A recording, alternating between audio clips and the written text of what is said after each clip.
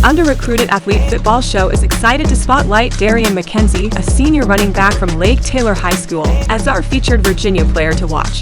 McKenzie, ranked as the 9th running back in Hampton Roads for rushing, earned All District Honorable Mention honors despite facing early setbacks. After being sidelined during the first 2 games due to a hamstring issue, McKenzie showcased his resilience and talent, finishing the season with 86 carries for 900 yards, averaging an impressive 10.5 yards per carry.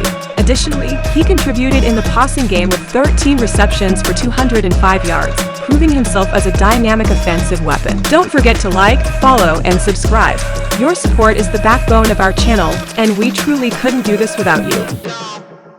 Hi, this is Alonzo from the Under-Recruited Football Show, and I'm here with Darian McKenzie from Lake Taylor. So, Darian, tell us a little bit about yourself. Like you said, I'm Darian McKenzie, class of 2025, running back, wide receiver, safety at Lake Taylor High School, 4'4", 40 time, 5'9", 185. So, yeah, that's me. All right, man. So, look, you are a military dependent, man. I think you have a little unique story. I know we wrote about you with the Under-Recruited Athlete, about how, being a disciplined young man who comes from a 2-parent family that was in the military, how that has helped with your character and everything like that. So tell me a little bit about like your whole journey from when you started high school and to where you are now. So I was overseas until I was in about 8th grade. I moved over. Originally born here, but I moved back over after my parents retired, did 30 years in the military. I moved back over my freshman year, started playing football at Ocean Lakes High School. I didn't really see much playing time my freshman year, but sophomore year I started at safety. Got some good stats, got some little PBUs, tackles. So my junior year I decided to transfer to Lake Taylor High School in Norfolk, Virginia. I had a standout season last year, over 1,000 all-purpose yards, and I'm going into my junior year right now. So we'll see how that. Not my junior, my senior year. My bad. I'm going to my senior year right now, so hopefully that's going to be even better. All right, so tell me a little bit about that transfer, man. Like going to Lake Taylor, you've been transferring and moving around and stuff like that. That's the military way. As a military dependent, I was a military dependent, so I understand. You kind of get left under the radar because you didn't play rec football here. Nobody knew about you, so you came in. A lot of times it was like you had to prove yourself. So you decided to transfer to Lake Taylor. How was that treatment, and how did that go? It was a big difference, playing Virginia Beach my whole life and then going to Norfolk, seeing a whole different atmosphere of football. So it was definitely an eye-opener. So I definitely learned a lot of things and got better, different type of coaching. So it was definitely something that was needed. Me and my family both agreed that we needed something different. So I came to Lake Taylor and they showed me what it is to be a real football player. So hey, I mean, they get 1,000 yards all-purpose in the 757, man, isn't easy, man. Yeah. I mean, y'all have some tough opponents. I mean, defenses down that way is real tough. I mean, so just tell me how'd you do it, man. I mean, on the ground, kickoff return, like how did you get all your yak? I got most of it out of the backfield and just running the rock.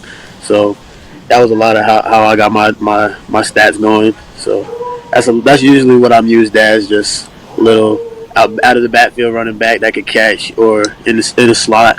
So that's how I get most of my yards. Okay, so how y'all looking this year? We're really young, so we got a good squad with a lot of freshmen that are starting for us this year. But I really see some good potential in our young guys, so we're building them up every single day at practice, getting better. So I feel like we'll be a good contender for this year. So what's the big game to look you're getting ready for? What's the big game? Big game coming up against Hopewell next week. We got something to prove. We lost to that team last year at their house, so they're coming to us next year, proving to make a statement. So Lake Taylor, what is that, 5A? We're 3A. 3A? Okay, 3A. All right, so yeah, Hopewell's in, what is that? That's right outside Petersburg, right? Yeah, it's like Richmond area. Oh, okay. So, I mean, no 757 schools? I mean... definitely Maury. I can't wait for that game. Okay. All the top guys they got out there, so just to prove that I could play on that level. Yeah. Hey, Maury had a big win against Wise down here from Yeah, Maryland this week. It I was kind see. of like a slaughter, you know. Yeah, Hey, Maury comes to play now. That's going to be a good game for you to get some eyes on you. yeah. That's always a good game I look forward to. Well, I that's I like good. the challenge. Well, that's good, man. I know I spoke with your dad, man. He said you in the weight room all the time. I've seen a bunch of your training videos. Tell me who you train with. I'm training with Anthony Stringfield. He's a great trainer here out in the 757. He's 13 dudes drafted in the NFL, so he's really got me prepared for what's come to next after high school. You know, so he's got me right throughout my whole high school career, and I definitely trust him. So yeah, Hey, man, your shuttle numbers is pretty good, man. I mean, a little bit. I mean, I really was impressed with your shuttle numbers and your agilities and your yeah. quickness. Tell me how you did during your camps this summer. I did pretty well. Probably my best 40 time was probably like around a 4.45. I did that at Maryland camp. It was pretty good. I got some good exposure. Got in contact with a lot of coaches, so I'm on a lot of people's radar. I think so. Yeah, it was I definitely a mean, great time. you run the 4.45, but I think you on a lot of people's radar. Yeah, Yeah, but that's good, man. I know, like you were saying about the transitions and stuff like that. Sometimes it's hard to kind of see where you at because you weren't stationary in an area where people could get to know you from middle school to high school. But you putting up 4.45s and your agility numbers and your shuttle numbers, man, is on par, man. I don't think you'll have an issue. yeah. So tell me about like when you came up this way. You came up to Maryland. You did your dad said you did Morgan, you did Bowie, you did Maryland. What do you think about the athletes up here? It's definitely great competition. I love the work in Maryland, especially the coaches too. I had a lot of great feedback from them. It was definitely a great atmosphere. It was definitely different from what I'm used to. So the athletes definitely come up par with the Virginia athletes. So I enjoy my time. Yeah, man. I know. I was at the Quince Orchard South County game yesterday. We got filmed there, and I love what's going on, man. I love the whole Virginia Maryland thing, and I wish they would do like a DMV bowl or Yeah, something. Get the best teams. I mean, a lot of these Maryland teams, man. We don't have the 6As, the 5As, and our biggest class is 4A. So, and I would say the majority of the schools in Maryland are in between 2 and low 3. So, the schools like Quince Orchard, Wise, and Flowers and stuff like that, it's kind of always the same schools that's competing, but it would be good to see them guys like jump out there, play more in the 757 Richmond, yeah. get some type of DMV bowl or something like that. I think that would be wonderful. So, all right, back to you, man. So, look, you got your offer from Christopher Newport. Yes, sir. How'd that feel, man? Getting your And first offer. it definitely felt relieving. Finally seeing my work come together. So it definitely felt great. I had my good connection with Coach Pete Crawley, so I know I'm in good hands. So it definitely felt great. Man, that's good, man. I'm gonna tell this. I say this to kids. All levels of football is good football. Definitely. I know people get all caught up in the hype of, oh man, the facilities and all that other stuff, but that's not football. Yeah.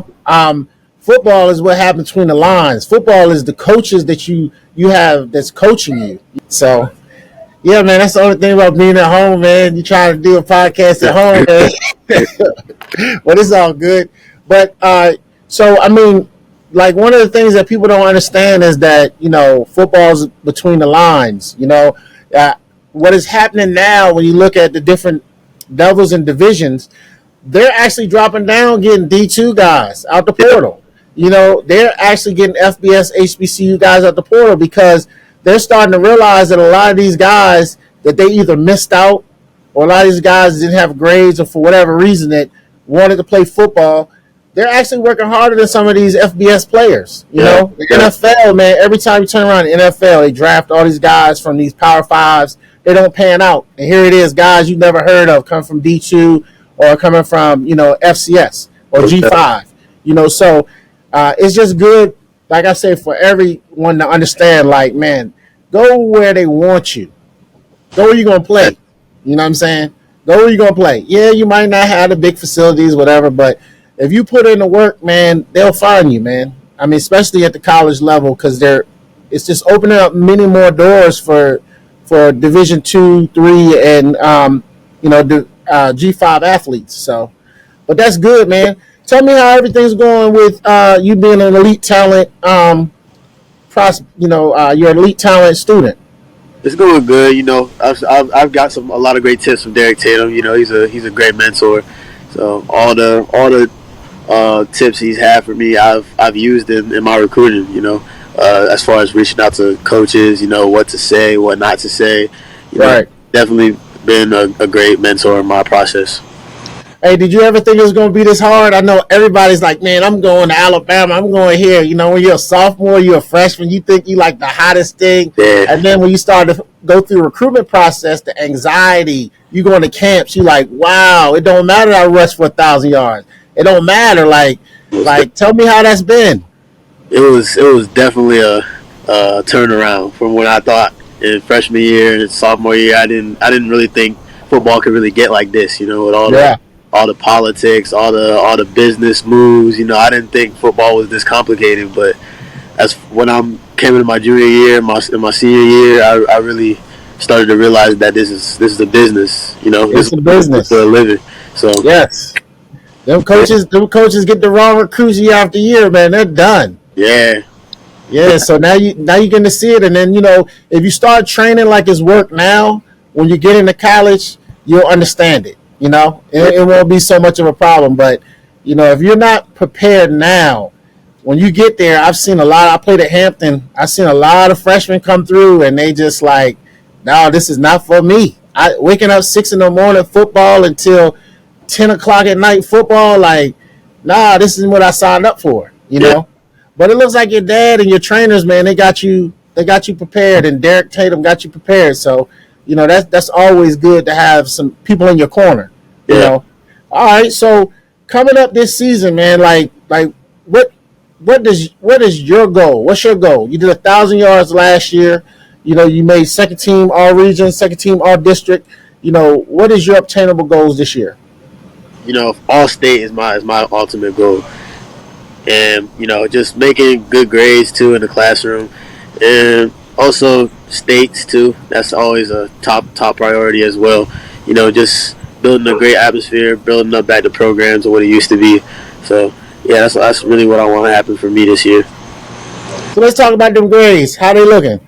Yeah, I got a 3.5 right now. So man, that's beautiful. Yeah, that's beautiful. I tell kids, man, the goal is 3.0. Mm-hmm. Get 3.0, man, doors is gonna open. 3.5, man, that's amazing. That's amazing. There's a lot of schools now that you can really pull from Ivy to, D3, D2. I mean, just anywhere right now with a 3.5, So, just stay focused on them grades. I seen a guy during the Sound Mind, Sound Body camp. His name is Anthony Rivas. And, did I say his name? Yeah. And he's from, where he from? Colorado. And this guy's 5'10" lineman, maybe maybe 240, 250. He's up there against 4 and 5-star guys, man, and they could not move him. He's offensive. He was a center. Could not move him. I mean, the guy, he was quick. He was able to sustain blocks, and he was undersized. So you're like, why is this guy here? Because what this guy did was he went there, showed him that, hey, I can play football. I may not have the measurables of these guys, but I can play football. And his GPA was like a crazy 3.8 or something like that. And once he left Sound Mind, Sound Body camp and he went on the bus tour with Derek Tatum, the man got like 3 or 4 offers. And a lot of people don't understand, like, yes, he did what he needed to do when he went to the camp. But he would never have gotten those offers or that opportunity if he didn't have that GPA.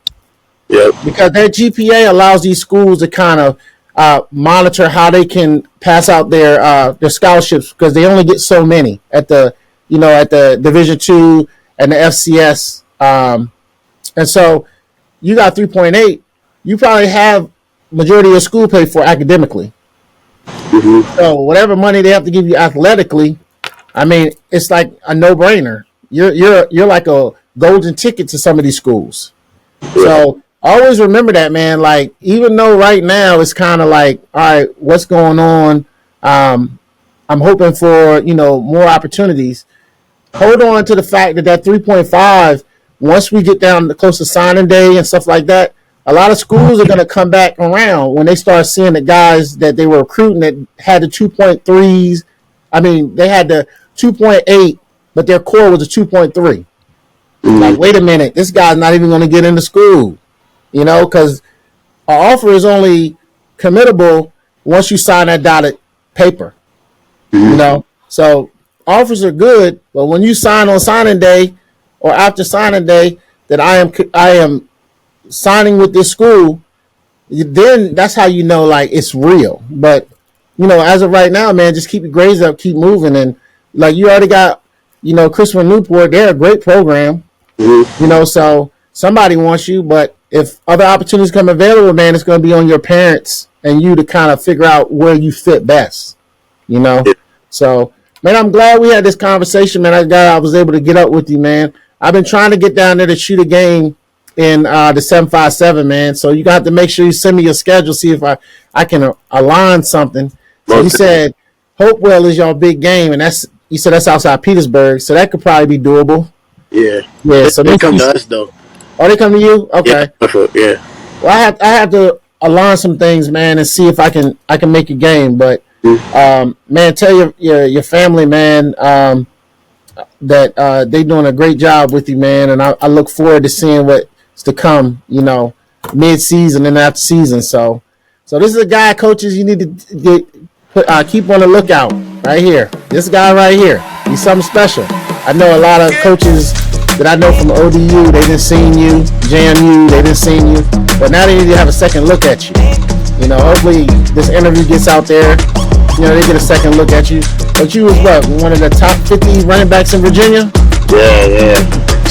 I mean, come on, man. Virginia got dogs, man, and you was one of the top 50. So, but man, well, I appreciate your time, man. And once again, man, keep grinding, man, and we'll be checking on you. Keep sending us your film, man, so we can keep highlighting you. Yep, of course. All right, well, this is Alonzo from the Recruiting Football Show with Darian McKenzie, and we will see you next week. Appreciate you.